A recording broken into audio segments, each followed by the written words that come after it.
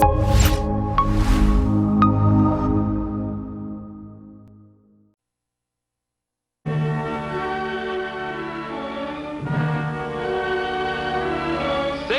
for Star Playhouse presents Dick Powell, Charles Boyer, David Niven, Ida Lupino.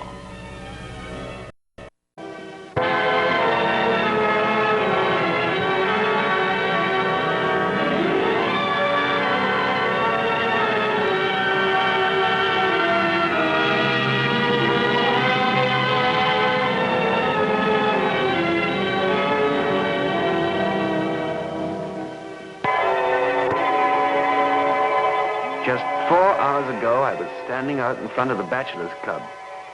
I was rehearsing what I was going to say to him for the 1000th time since I got on that plane in Chicago, trying to convince myself that it wouldn't be difficult, that things had changed. I should have known better. Nothing ever changes with Walter Pomeroy.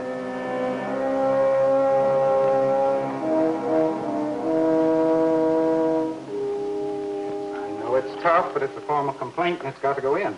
What does the guy expect? Miracles? Clerk, would you mind? He says his dinner's late. He says it's always late. He's got a load of martinis, that's what. He's always that way with martinis. Would you call? Well, how did it come you didn't turn his order in? All right. You want the facts and figures? I'll give them to you. At 7:40, he calls the steward. 5 minutes later, I'm walking down the hall when his door flies open, and this guy nails me and blows his stack because I'm not there with all 7 courses. Wait a minute, don't pop your cork. Let me call him. Phone's tied up. Sure, the bar steward wants to sell Pomeroy 6 martinis before dinner. Let him serve the dinner, too. I've had it.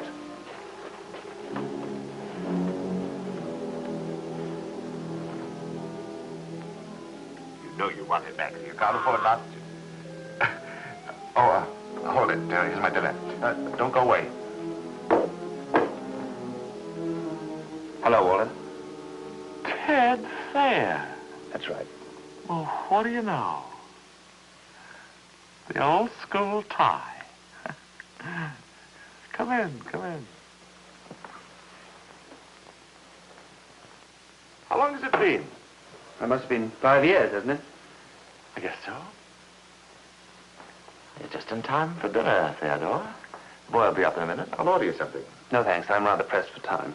You mean to say you are turning down a free meal? Let's start off well, shall we, Walter?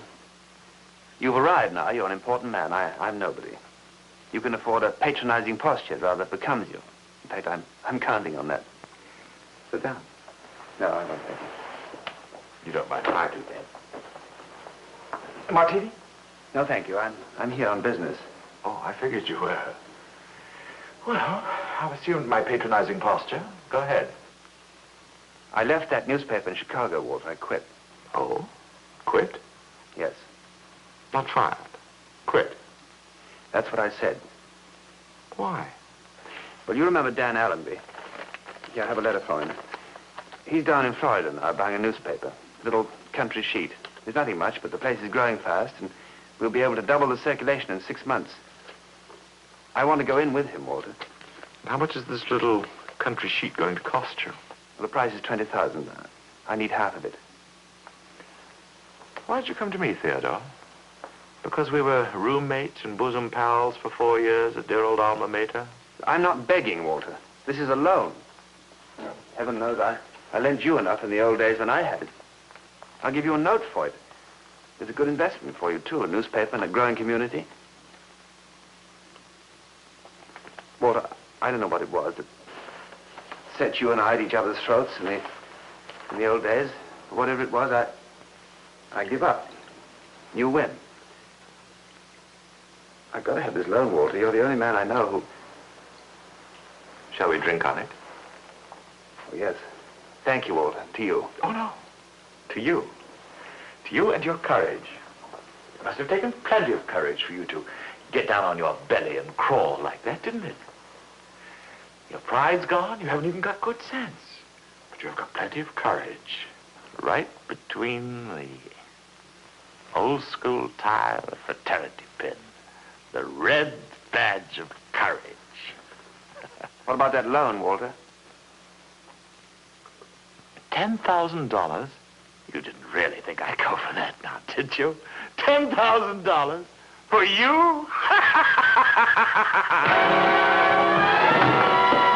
right, I was stupid. I should have known better. Get up, Walter. Come on, get up. Walter, get up. Walter, I won't bother you anymore. Walter, wake up. Walter, I didn't hit you that hard.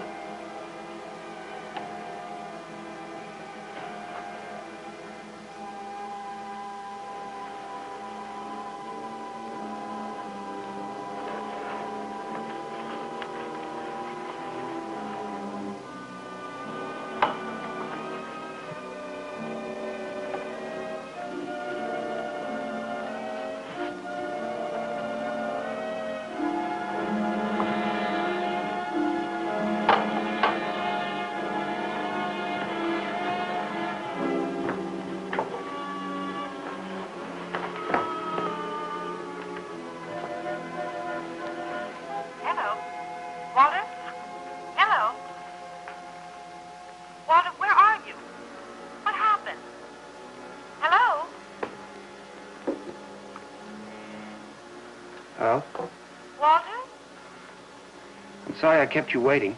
Walter, what happened? Little trouble with the waiter about dinner. Look, when I want a newspaper man, I'll call you. When I want impersonations, I'll catch the floor show at the Romany Club. Look, be a good boy, Theodore, and go get Walter for me. Who shall I say is calling? He knows. I made that pretty clear just before you barged in. I'm sorry, Don't apologize, Theodore. He had it coming. Look, now go pick him up off the floor wherever you left him and bring him to the phone. He's gone out for a minute. Why don't you give me your name and number, and I'll... He has them both. Your dinner, Mr. Pomeroy. Hold it a minute. Forget it for now, Theodore. I'll call back in an hour. Mr. Pomeroy, I've got your dinner here. Wait. Give me your name. Persistent, aren't you? Walter's gone out for the evening. He won't be back till late. I don't call tonight. Make it tomorrow. Do you understand? No, I don't.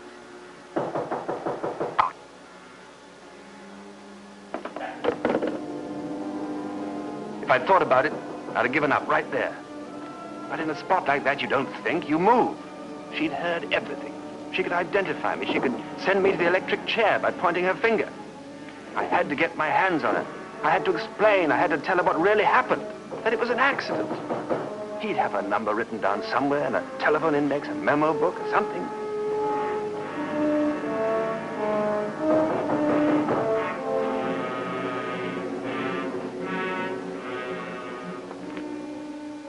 Six martinis. Mr. Pomeroy, I got you a steak out here, sir.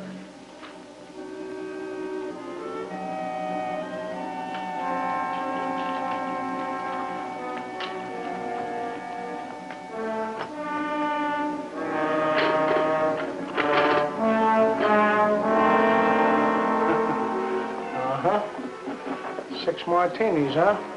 You ought to know better, you dumb cluck. Mr. Pomeroy. Mr. Pomeroy.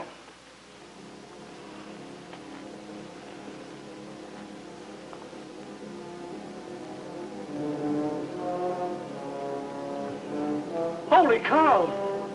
Larry! Larry! Larry!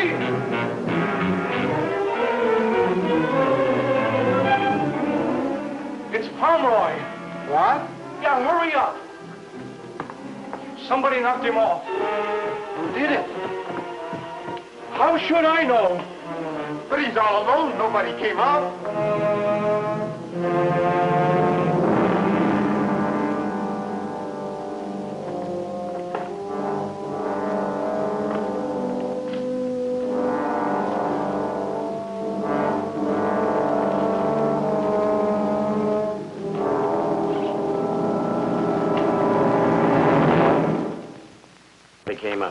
Somebody must have come up. But I would have seen him. We have a You stand. could have, but you didn't. Somebody hit him on the head. That could have been one of the other members. Did he have any enemies? Yeah, me. I loathed him. All set, Lieutenant. All right, if anything else turns up, get to me right away. Right. I tried to get him on the phone 3 or 4 times, but it was busy. Who was he talking to? We don't listen in, Lieutenant. Hello? Walter? Is that you? Who's this calling? Now, who are you? This is the police. Who's calling, please? Hello?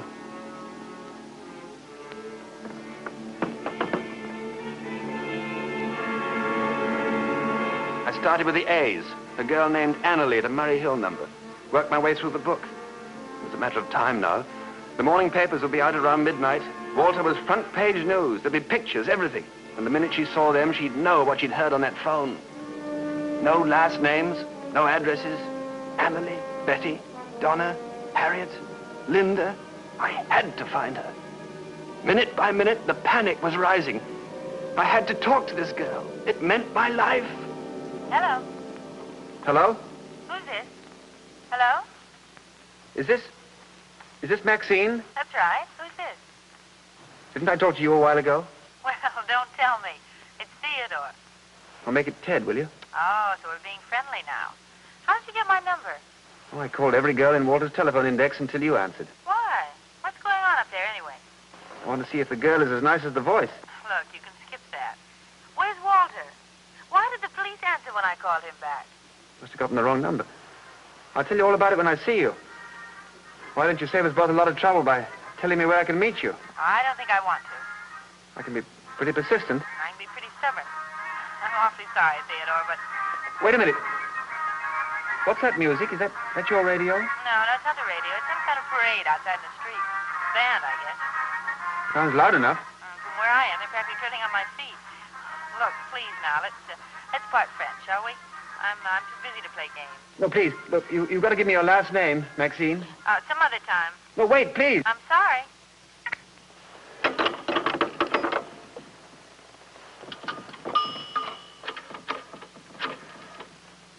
Information. Would you tell me, please, if you have a party by the name of William L. Smith at Plaza 38098? William L. Smith? Yeah, that's right. One moment, please. We have no record of a William L. Smith at Plaza 38098. Then who is listed at that number? I'm sorry, sir. We do not give that information. What's the address of the number? I'm sorry, sir, but... I've got to have it, operator. It's extremely urgent. If you'll give me your name, sir, I'll connect you with the supervisor.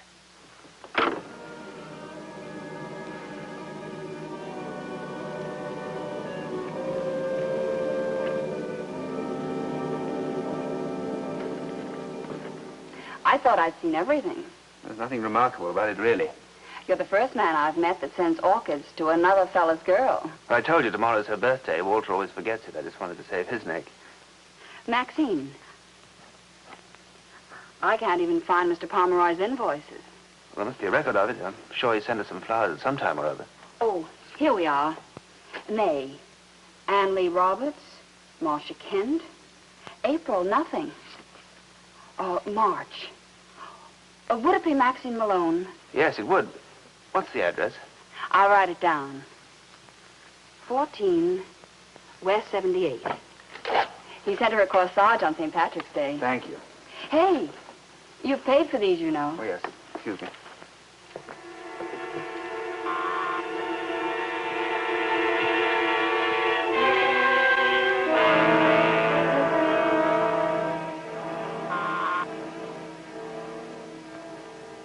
Who is it? I have a package for Maxine Malone. Are you Miss Malone? No. Well, I'm supposed to deliver this personally. Is she in? She works late, not back yet. What time? Sometime between 12 and 1. Come back later, huh? I'm busy. Look, I'll take it to the place she works. Where is that? Well, you got me. She took a new job last week somewhere on Fifth Avenue, she said. Didn't she say where? Nope. Close by, though. Most of them takes the subway to work. She walks. Crazy about the park. The park? Yeah. Well, sorry, I gotta go. Night.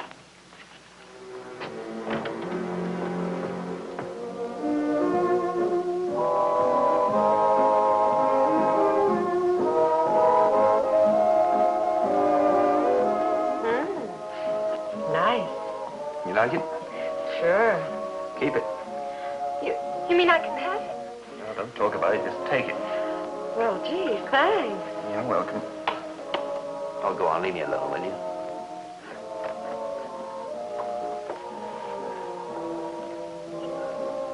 Park. Fifth Avenue, someone. Fifth Avenue.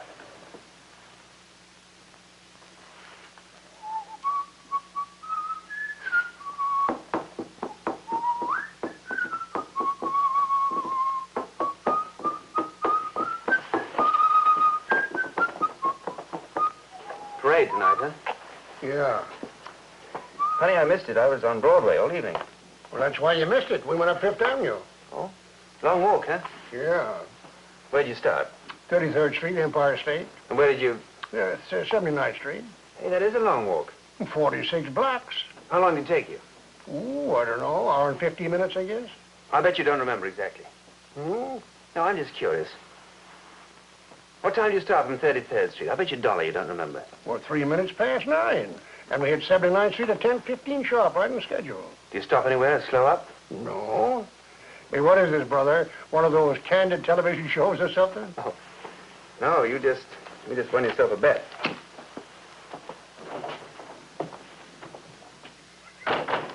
He gave me $1. Well, look what he gave me. 46 blocks in 72 minutes. About a minute and a half per block. The band had marched by so close they almost covered her voice on the phone at exactly 10 o'clock. I remembered looking at my watch. Somewhere near 69th Street. Probably on a ground floor. A girl who worked regularly until midnight.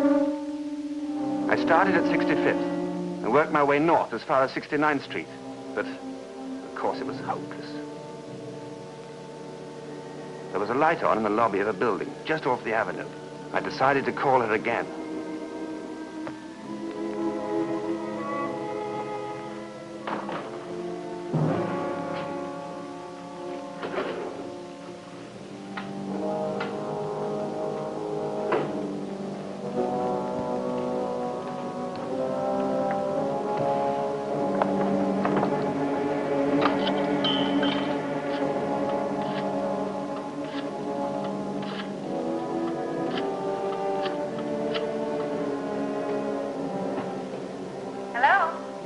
Maxine?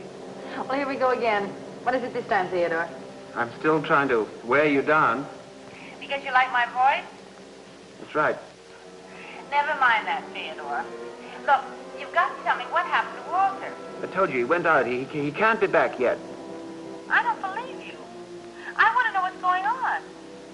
Look, just a minute, Ted. Hold on. Hello, Bob. I was just getting ready to leave. I wanted to talk to you.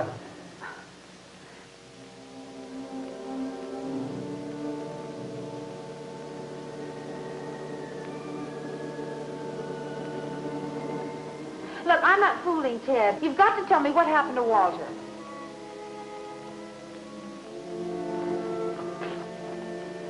Hello? Maxine? Yes? Do you have the time? It's 5 to 12. Hello? Hello?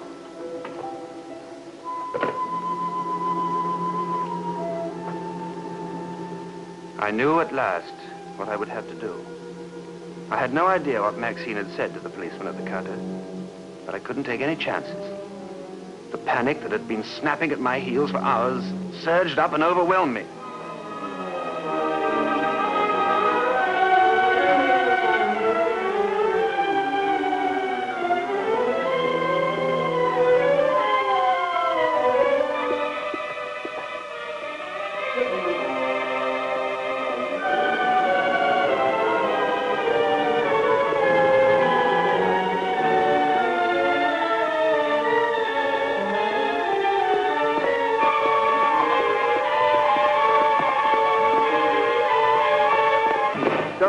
Don't be frightened. What do you want? No, really, there's nothing to be alarmed about. After all, we've been together all evening. You're Ted. I told you I was the persistent type. How'd you find me? Crystal ball. No, I mean it. How did you? A little patience, a little persistence, a little ingenuity. Why did you hang up on me when I asked you about Walter? cut off, I guess. Cut off? Look, I have an awful lot to ask you, Ted. How did you know what time I left the hotel, and also... One thing at a time. Look, let me walk you home, then we can talk. Do you live nearby? Oh, on the west side. Oh, how about it? All right. So I lost my temper and socked him. Then he lost his and slammed out of the place. Why did the police answer when I called back? Police? I don't know. How did you ever get mixed up with Walter? Well, we were at college, and later on we were in business together. Oh. What was the fight about? Personal things? Something's eating you. What is it? Well, nothing's eating me. Come on. Look, I've got news for you. What's that? We're going the wrong way. The main path across the park's over there. Yeah, but I wouldn't want to run into a patrolman. The park's closed at night. Come on. I was pretty horrible, wasn't I? Bye. Gave you an awful time? I'm sorry. Well, forget it. I guess I thought you'd be like Walter. What is it? Tell me.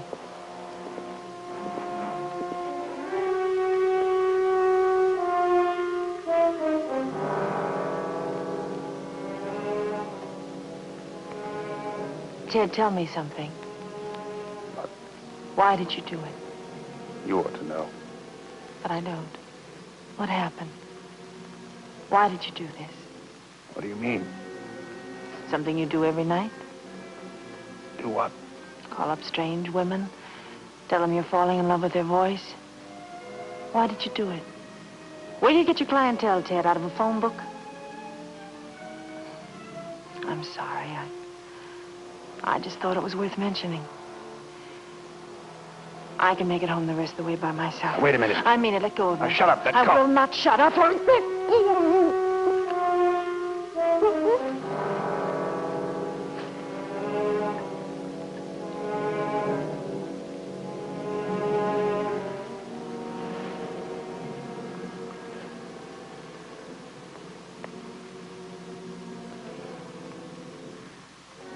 He's gone.